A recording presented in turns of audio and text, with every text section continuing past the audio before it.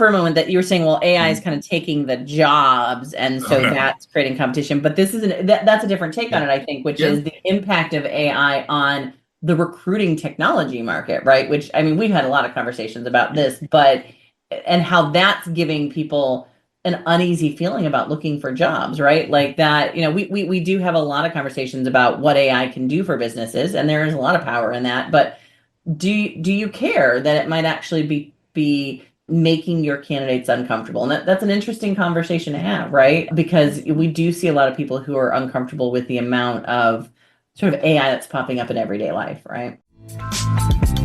Welcome to the HR Huddle podcast, presented by Sapient Insights Group, the ultimate resource for all things HR. It's time to get in the huddle.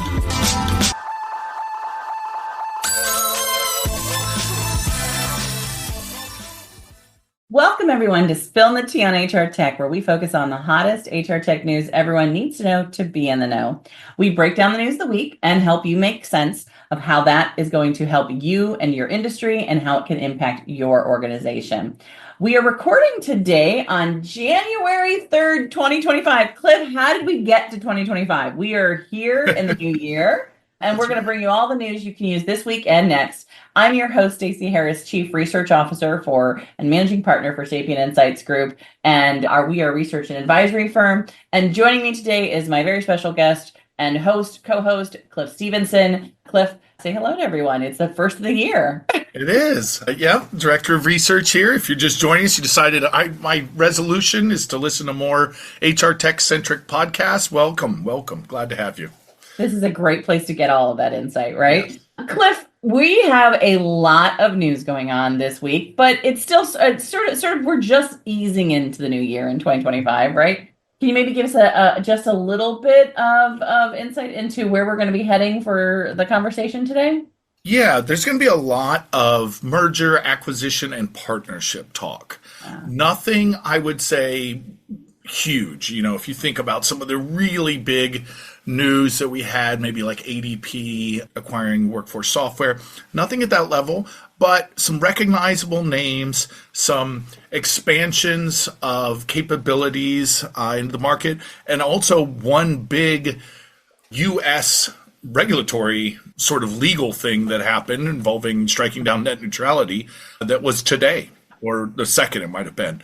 So we're going to talk about that and its impact. That was definitely one that is the most new, but we're going to talk a few different companies. You're going to hear news from PlanSource, from UKG, from Deel, from Cloud Connectors, on and on. So stay tuned for that. Yeah, and we have some new stuff coming out this year from our research side. So we'll talk a little bit about that, because I know you have been sort of digging into the small business side of things, and we're hoping to get a report out soon on what's happened in the SMB market. We've been spending, myself and Cindy Maurer, one of our other colleagues on the team, been spending a lot of time right now focusing on benefits and what's happening in the benefits space. And if you've ever wondered what a HR technology tech credit is in the benefit space, we now know all about it because we've been digging into those questions. So lots of good stuff that we'll be covering today. A couple of quick promotional items just to let you guys know what's going on with us if you're interested in doing any of the projects or seeing any of the work that we're doing. One is we do have out on our website now, fully available, the annual HR Systems Survey white paper that is now available. I believe if you are listening to this at this point in time, we will be having a new year discount running. I've talked to Terry a little bit about this. We're probably going to be launching that. So if you're interested, let us know. We'll have some promo codes. Maybe I'll add it to the bottom of this podcast. So that's for the new year, just to give you guys a little bit of an uptick on building and developing your HR system strategy and all the insights you might need on both vendors and well as the practices around that. Also, if you're just looking for a segment, you should know that our website now has every segment of the paper. And I think there's 14 segments out there, Cliff, right now. That's how many segments are in the full annual paper of 250 pages, correct? That's right. Yeah, everything's out there, and including some that are sort of more broad-based that aren't specifically focused on specific companies that are free of charge. So if you want to take a look and see what are the sort of things we talk about, you can take a look at that and then figure out what are your specific areas of interest, and we have all of those available too. Yeah, we have a really nice change management paper, I think, that's out available on our website that's in our resource area. that people can download. I don't think that's that we have not added a price point to that one, right? That's right. But it's Yeah. all important. I think we end up talking about it quite a bit. As we had alluded to, there's going to be a lot of integrations and mergers and new companies going. And if your company is doing anything like that, or even purchasing a system that is going to affect how your company operates, some of these really large HR systems probably require some change management efforts. And that's Yeah. why that's in there. And I think it often gets neglected to the detriment of the organizations that neglect it. It does. And we one of the reasons that we really emphasize that and wanted to make that more accessible, because it is oftentimes, I think, that what we found in our data this year is that people are spending less and less on change management every year. And they're wondering why things like HR technology adoption and why things like behavior changes aren't happening in the organizations. And as much as it feels like with the technology, it should just be able to be rolled out and be done. It isn't that the technology is often very hard. It's actually just the idea that you've got to make a behavior change and you've got to be sort of motivated and incentivized to make changes to what is kind of normal to you every day, right? And so I just think people forget sometimes that it's hard to change as human beings, right? So Yeah. as much as we do it all the time.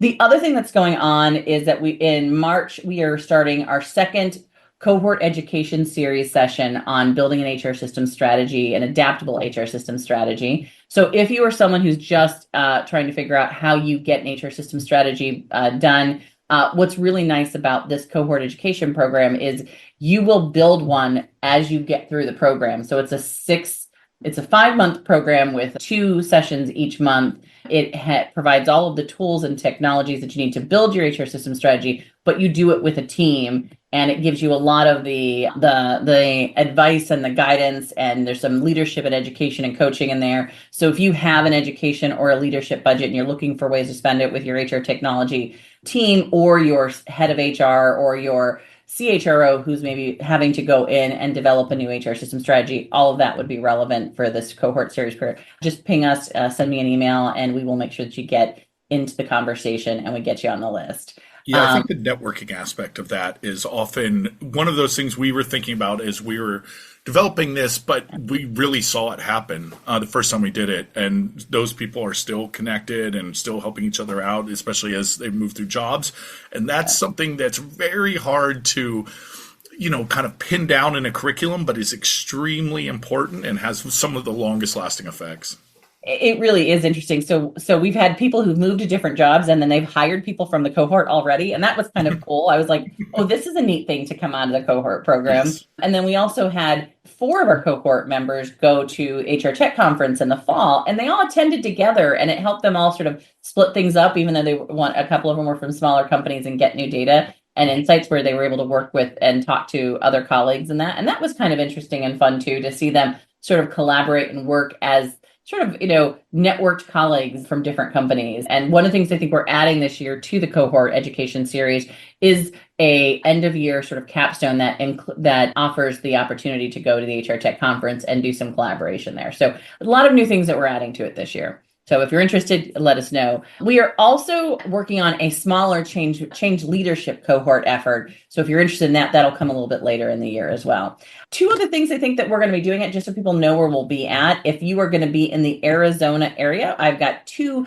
sales kickoff sessions that we are doing. I will be at both of those. One is the last week in January, and the other one is in the middle of February. One is for the Cornerstone sales team. We're going to be telling them a little bit about what we're seeing in the data, where the market's heading. Same thing for the Vizier team. Again, talking a little bit to their sales teams about how we're seeing the changing needs of the HR technology audience. And this is something I think that a lot of people don't realize, is that with our data and all the information that the market shares with us, we're able to sort of say, hey, maybe you should think differently about how you approach sales. We're going to be sharing with them. So any comments that you guys gave us around like what you would like to see in your sales process, how you would like to be addressed as a buyer, what kind of education you want available, that's all the kind of stuff that we share with the audience as well. So they feel like they have a little bit of an insights into what's happening in the market. So that's going to be fun doing that. And it'll be a little bit warmer from where I'm at in Arizona. So I'm looking forward to that. And then Cliff, you and I are doing a webinar in February 18th, correct?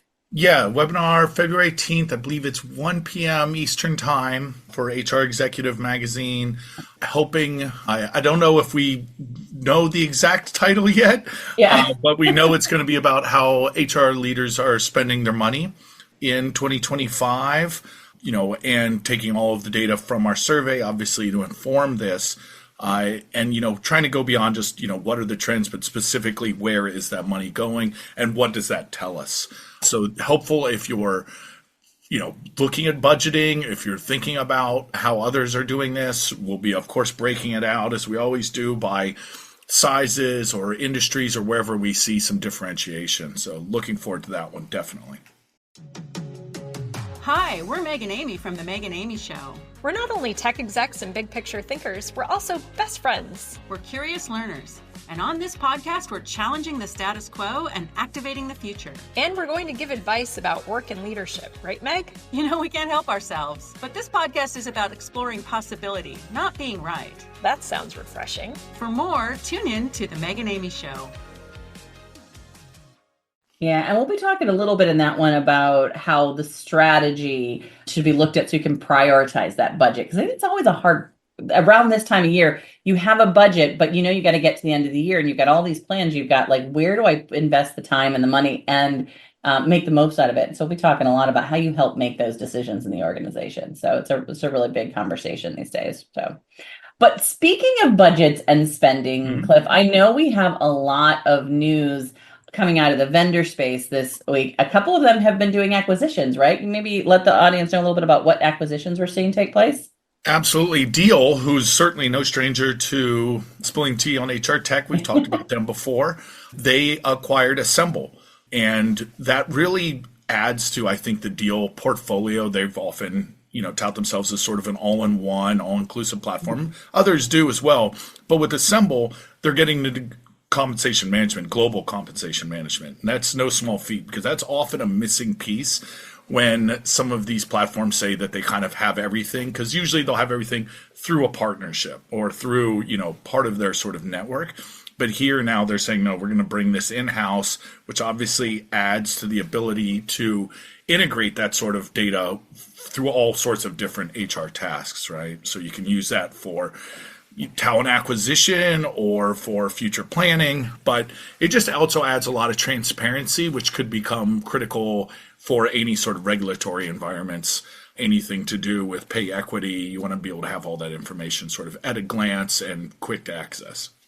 And we know we've seen compensation in the conversation quite a bit last year. We saw investment in partnerships with Compa with what was going on with Workday. We are seeing compensation conversations about benchmarking data kind of come up with the pay transparency conversation, right? But it's also in the States, but also in Europe as pay equity conversations.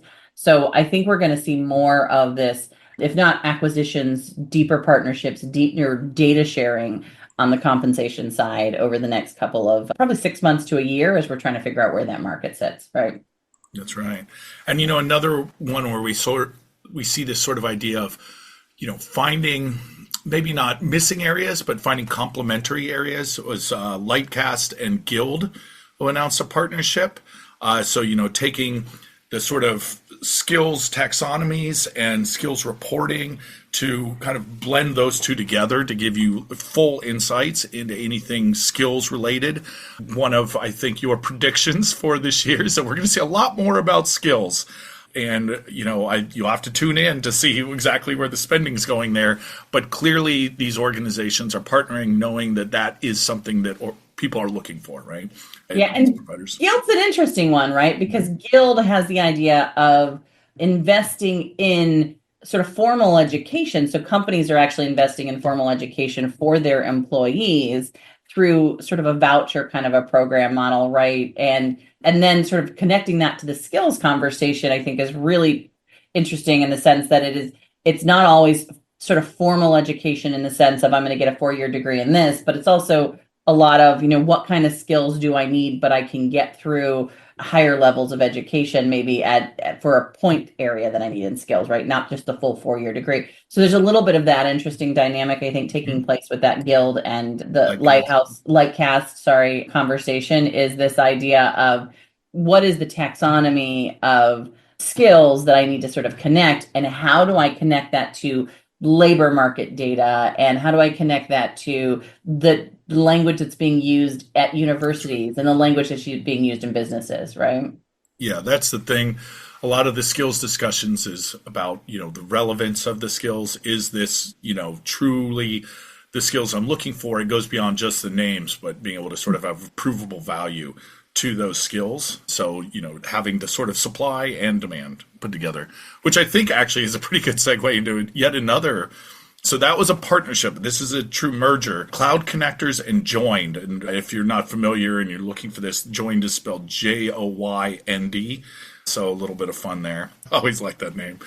So, here, these are two companies that focus on integrations in slightly different ways, mostly on the sort of tech side, but Cloud Connectors with their platform as a service and Joynd with their sort of integration kind of just allows you to really, no matter sort of what sort of integration you're trying to do, they're really trying to get across all of the different possible scenarios and give you those full capabilities.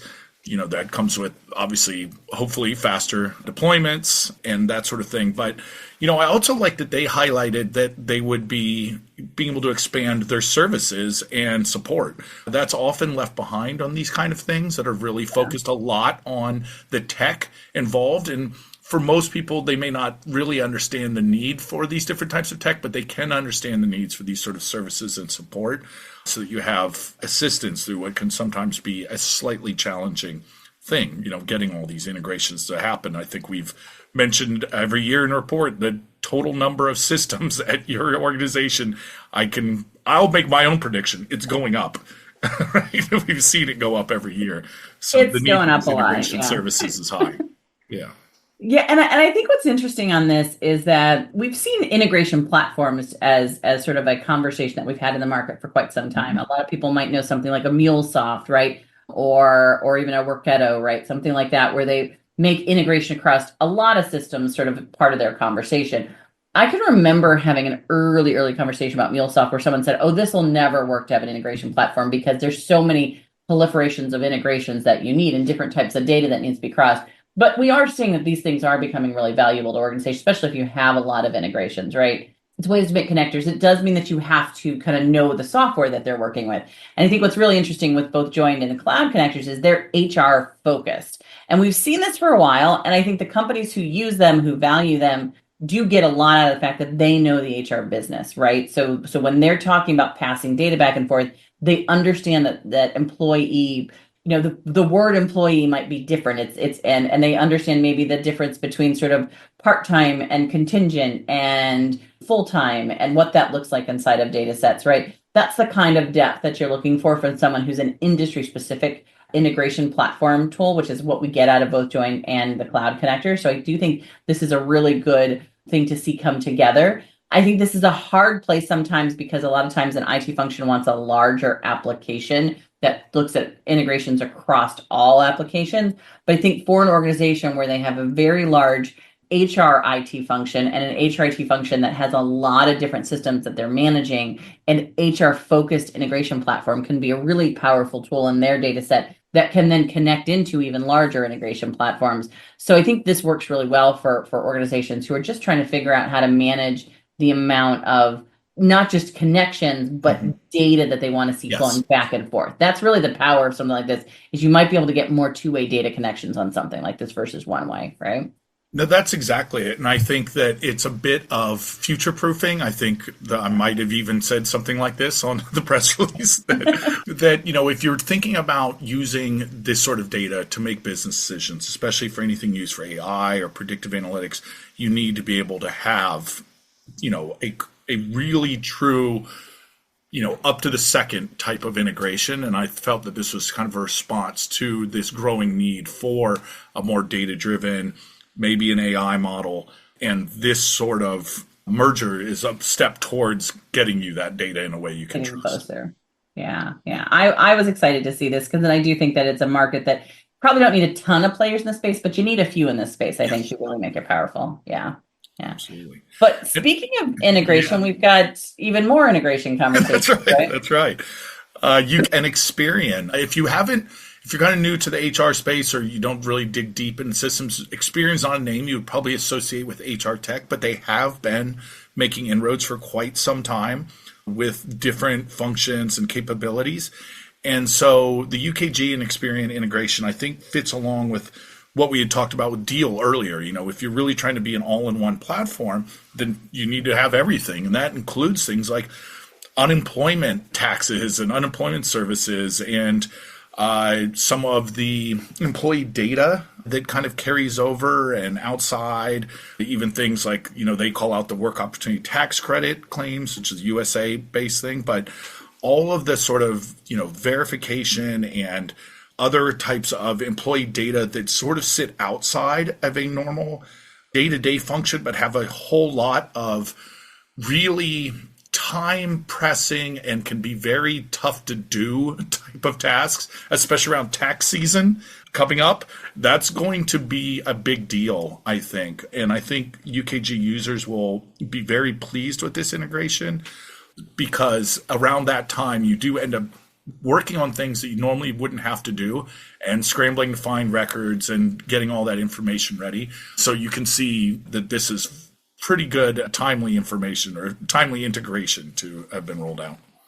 Yeah, I really like this kind of a conversation that we're seeing in the market. I mean, partnerships, you see a lot of partnerships, right? Mm-hmm. I think this goes very much to that, what we've been calling the platform cluster or the anchor systems, right? And the fact that if you are a UKG organization, if you are an organization that has UKG as your core HRMS environment, right, you are really looking for those deep integrations, those deep partnerships they're creating to ensure that you're going to be able to still get some of the tailored things that you need for your industry, like the work tax claims, which may not be the work opportunity tax credit, which may not be important for everybody, but is very important for some industries, right? And you want to find someone who can do that well, even if UKG isn't really supporting that. But you need to understand that relationship between UKG and Experian to get that right? That's right. And continuing on with this idea, at least of integrations and connections, PlanSource rolled out some news that they're going to have a partnership integration with the Hartford, one of the leading USA-based American health insurance providers. And so for anyone that's using this for benefits, I think there's a lot of benefit here for the actual end users. Right. We've been talking a lot about helping administrators, but here, if you are someone that, is using or is I guess you'd call it a customer, an employee served by PlanSource, being able to just sort of have a, glance at your benefits, being able to sort of quickly get the information you need. There is obviously a lot of benefits on the administration side, but I think we could see a lot of, just sort of, I think the term they use is simplification, which, if you deal with benefits as an end user or administrator, that is one of the problems, is the complexity of it, often regulatory in nature, but, anything that can be done to allow you better access to information, to your benefits, and allow you to sort of shop around and find the best deal for you, I think is welcome. So I don't think, I don't see any downside to this one, that's for sure. Yeah, I mean, I think what we're seeing, and just so people are aware, if you're interested in sort of getting more details on, but we've got a full benefits section in our whole paper, which has basically kind of a user experience and vendor satisfaction rating and some insight into sort of who's playing in this market on benefits in the annual HR system paper. And we are adding sort of a standalone paper probably in the next couple of months on that will include our benefits sort of model that we're working on right now. And the reason we're building that model is because we've been getting a lot of questions from practitioners, vendors, and brokerage community on sort of like, how are things changing? What is new in the benefit space? And this kind of partnership, I think, is one of those things that feels a little bit like it's a morphing model that we're seeing in the market, right? So, which has been around for quite some time. It's been one of the standalone sort of administrative benefit applications. Many organizations might know them through their relationship with UKG. So they are also one of the premier offerings that UKG offers from a benefits administration model as well. So they label underneath them.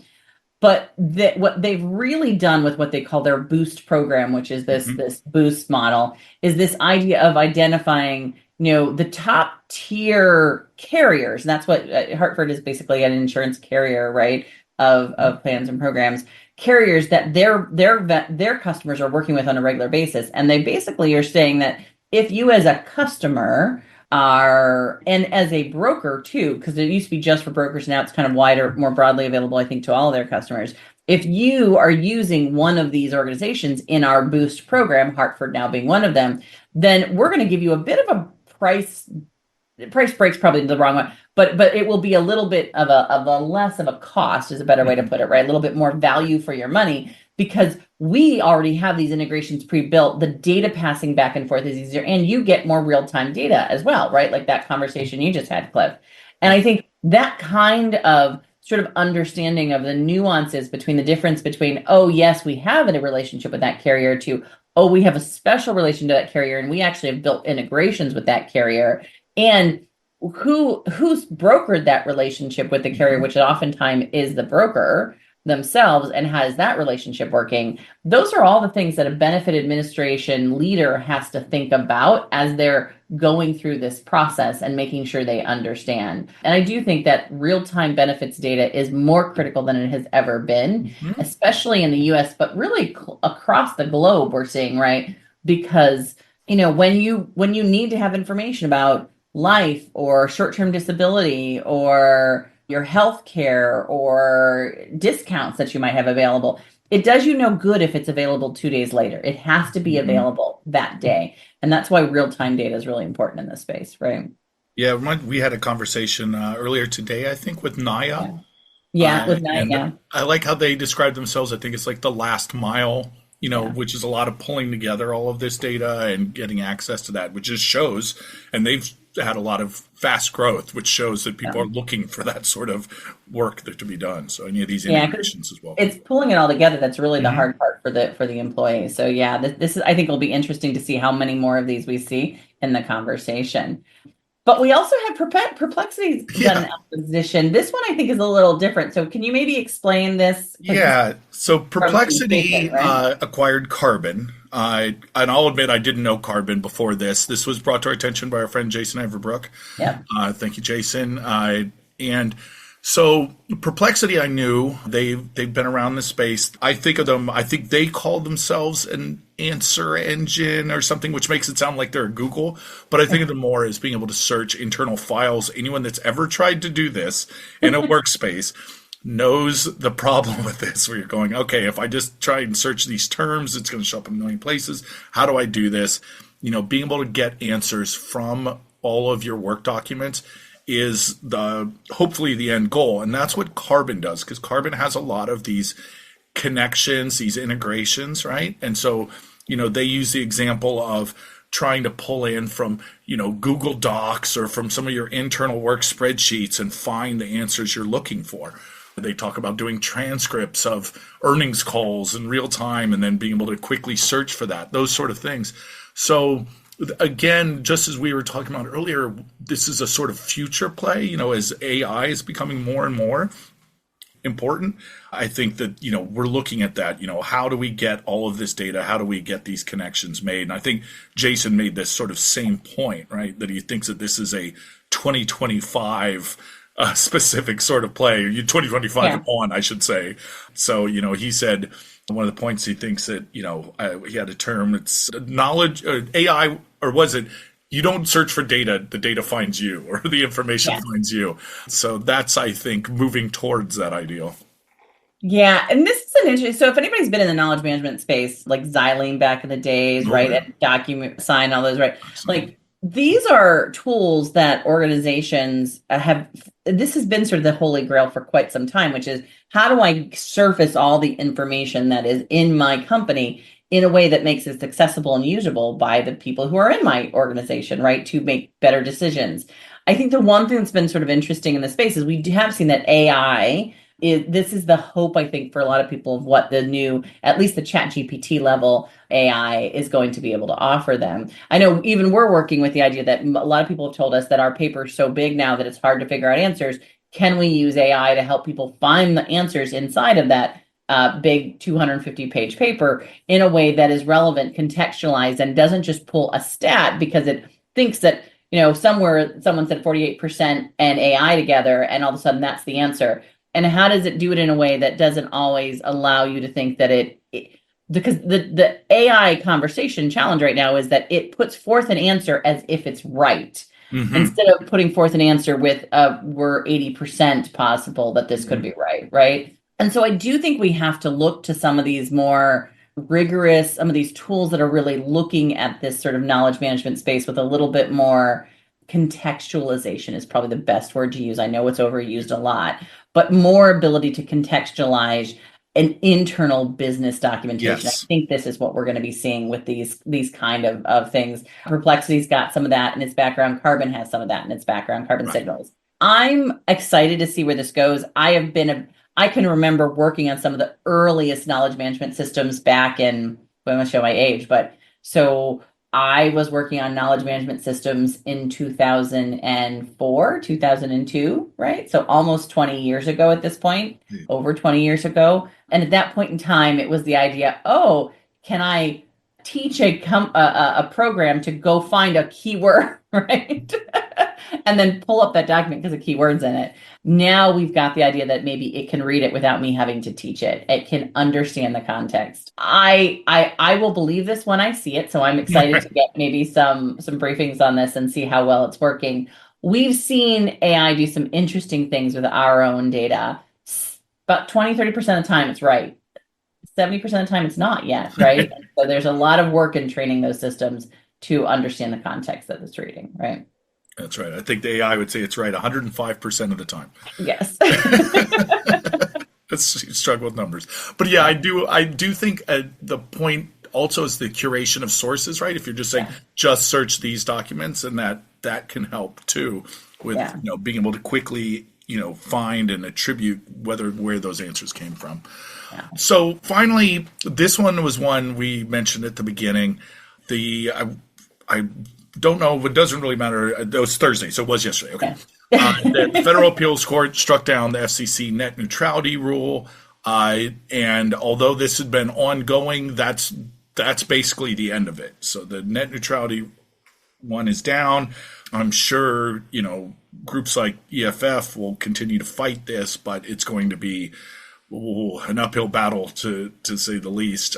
So basically, oh man, how to shorten this? But the idea being that there was some oversight, at least within the U.S., of these companies that were service providers for internet, right? And that the opponents of net neutrality basically didn't want to have that government oversight, and those that believe in net neutrality believed it helped stop, things like rate hikes and censorship.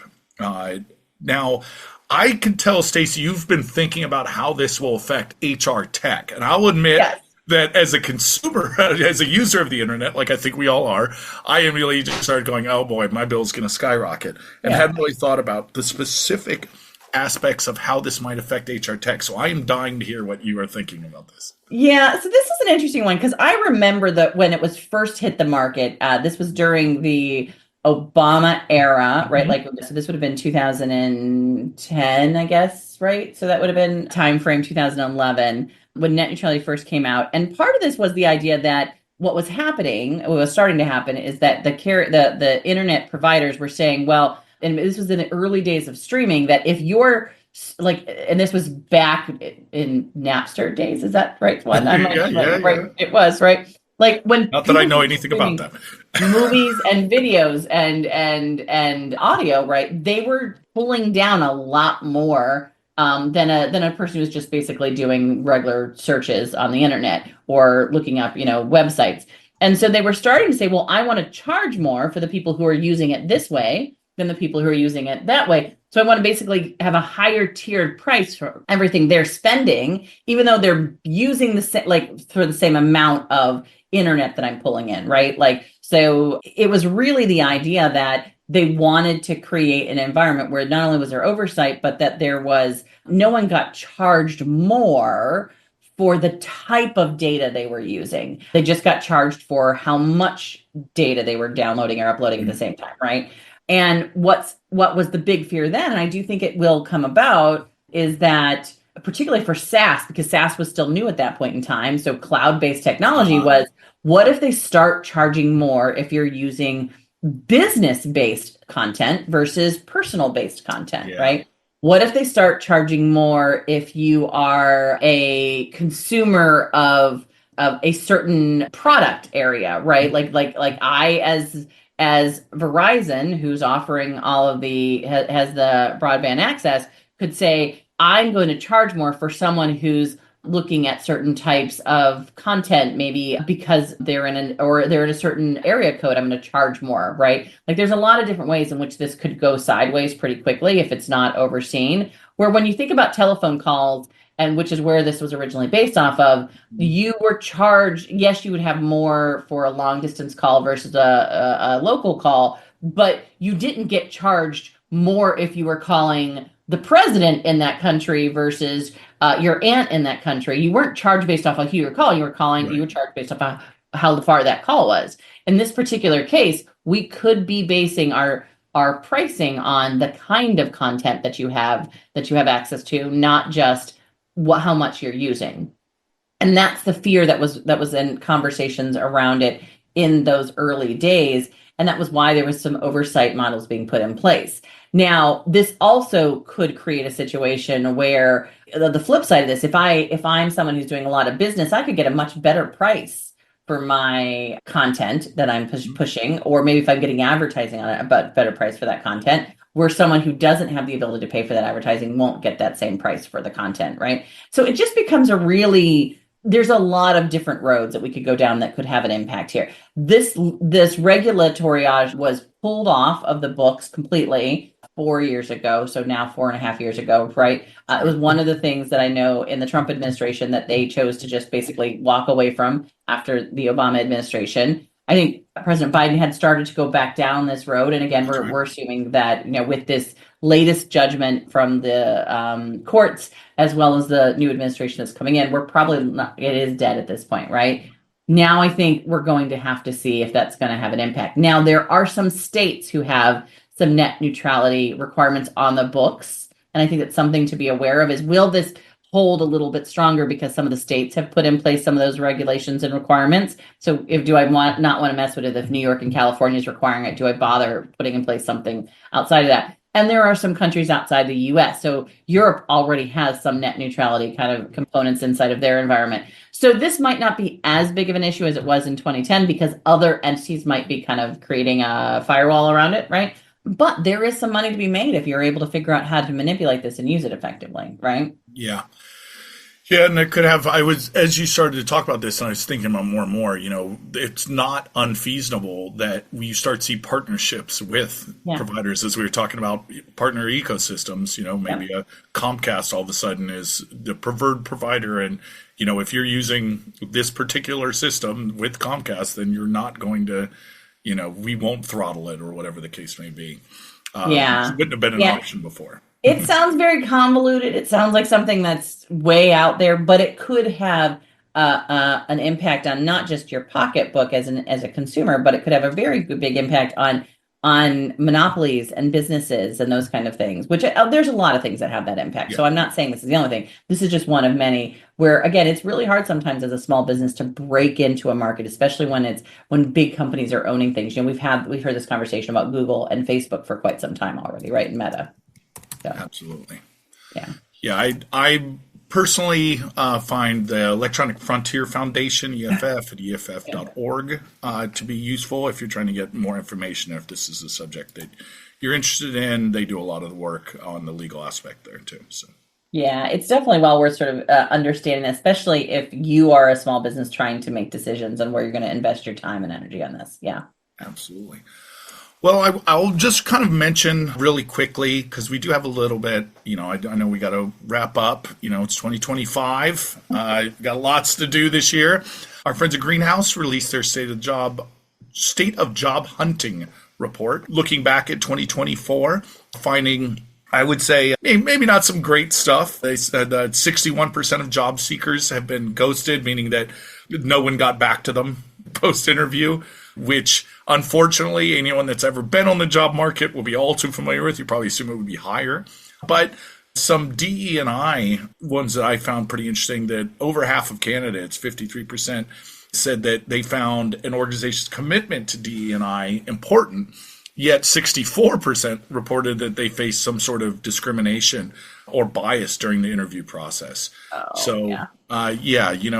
that disconnect. So, it's one of those things where it is important, and companies sometimes struggle with, does this matter? What is going on with that? And you can really see that, when it comes to hiring, because right, it does matter to employees, and these sort of tools that we're using to help combat this can have an effect. So yeah, and it does have an impact on, the kind and the quality of candidates and the talent that you might be able to bring in the organization. But it also means that we can't, as much as there's a lot of shifts in sort of thinking about DEI right now, we really have to just be aware that the population, the world in general, right, when you look at those numbers and stats, is just more diverse. And so if you as an organization aren't taking that into consideration, that's going to have an impact, especially if you're not sort of making sure your managers and your hiring staff are educated on what that means for you from a hiring perspective, right? Absolutely. A good pledge or resolution or something to keep in mind in this coming year. There's going to be a lot more on this topic. I can guarantee that. Yeah. So. Yeah, and then I think there was this stat on AI that 57 respondents attributed intensified competition to AI, and I thought, okay, so they're feeling the competition. Is that what that's saying? I was trying to figure out what that was meaning. Yeah. So, and we should mention the makeup of this, is a good amount of people, 2,500 workers across the U.S., UK, and Germany. Again, 57% of respondents attributed the intense competition. They think that the reason there's so much more competition for work is because of AI. Yeah. Whether that's because, peers are applying to similar roles and using AI in some way to sort of give them a competitive edge, or the companies are using AI and they are no longer being sort of having a personal touch, and that's what's causing some of the issues with them getting hired. So they're worried about their peers using it. They're worried about companies using it. There's still uneasiness about how AI is affecting the job market. It sounds like more people are worried about it than they think than it's, helping them personally, because they say, well, everyone's using it, right? Yeah, I thought for a moment that you were saying, well, AI is kind of taking the jobs, and so that's creating competition. But this isn't. That's a different take on it, I think, which is the impact of AI on the recruiting technology market, right? Which, I mean, we've had a lot of conversations about this, and how that's giving people an uneasy feeling about looking for jobs, right? Like that, we do have a lot of conversations about what AI can do for businesses, and there is a lot of power in that. But do you care that it might actually be making your candidates uncomfortable? And that's an interesting conversation to have, right? Because we do see a lot of people who are uncomfortable with the amount of sort of AI that's popping up in everyday life, right? Yeah, and it directly, I think, relates to that whole D&I conversation, right? Because a lot of the promise, a lot of the hope was about using these tools that would help eliminate some of the bias.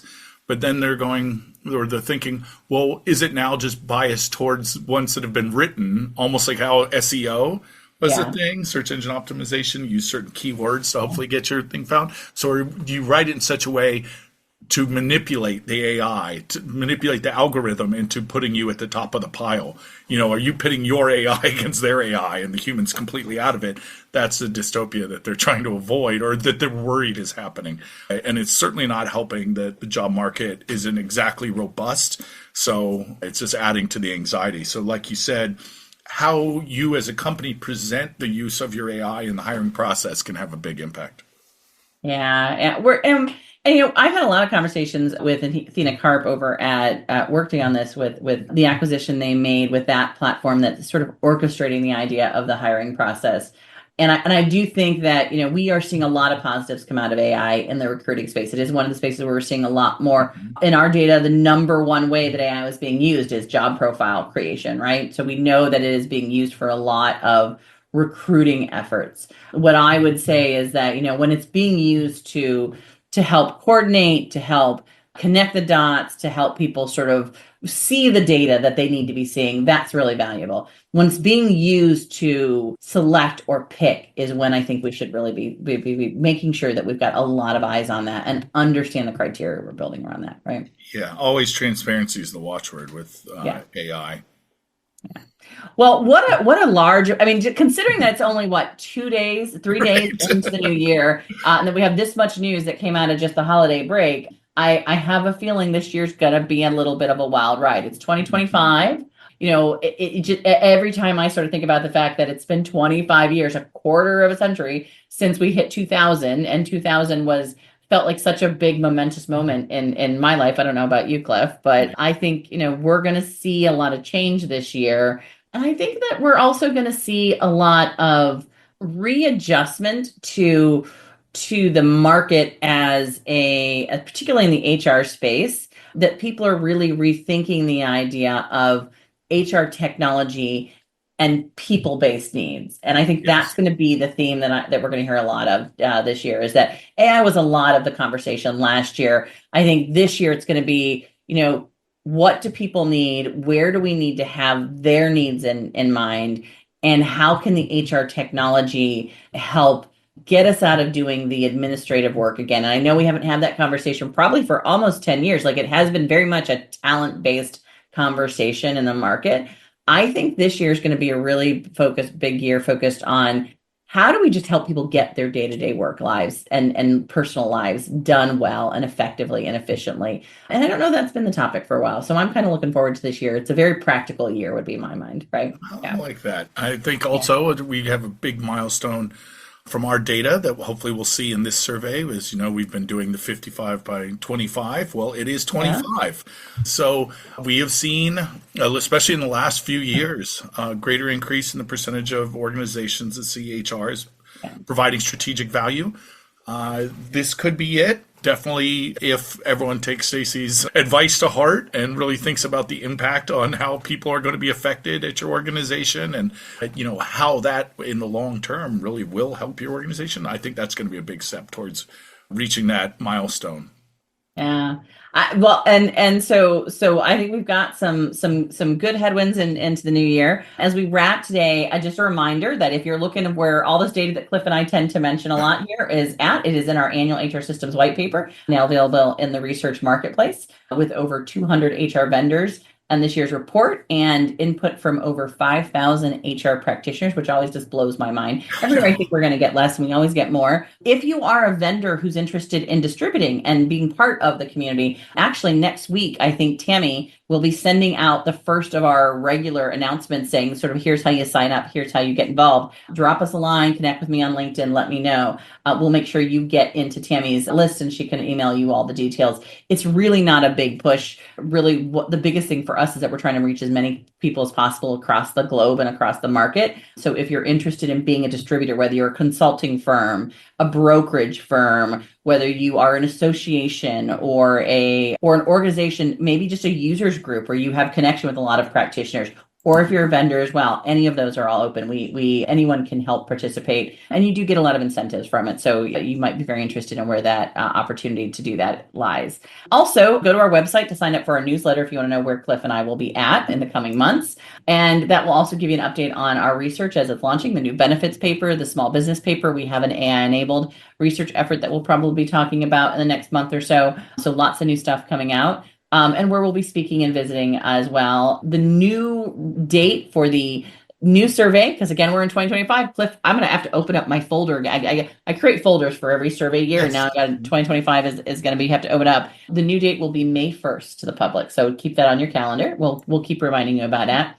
Be sure to listen to our sister HR Huddle podcast, HR We Have a Problem, hosted by our CEO, Terry Zipper. And if you like these episodes and you're enjoying this, or you'd like to hear more from us, please be sure to subscribe wherever you get your podcasts and leave ratings and comments. That really does help us a lot. And to stay up to date with the immediate breaking HR tech news and get all the behind the scenes content, you can follow us at Sapient Insights on LinkedIn, on X, Instagram, and I think we're getting some Blue Sky, right? Both now. You and I are on Blue Sky now. So you can find us on Blue Sky as well. So we're all trying to figure out sort of where's the next big social platform.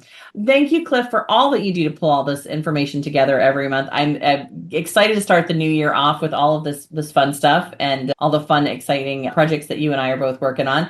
Thank you to our production team, including Brand Method Media Group, who helps us produce this podcast, run by their amazing founder, Kelly. Our marketing team, Summer Rolano, Cindy Morano, as well as Terry Zipper, who are all helping sort of push this forward. And most of all, thanks to our listeners and community. We couldn't do this without you. You really do make all the difference. And that's it for this episode of Spilling the Tea on HR Tech. We hope it's been just the brew you needed to start the engines running this week. We'll be back in 2 weeks with another pot of boiling hot HR Tech updates and insights. So thanks, everyone. Happy New Year.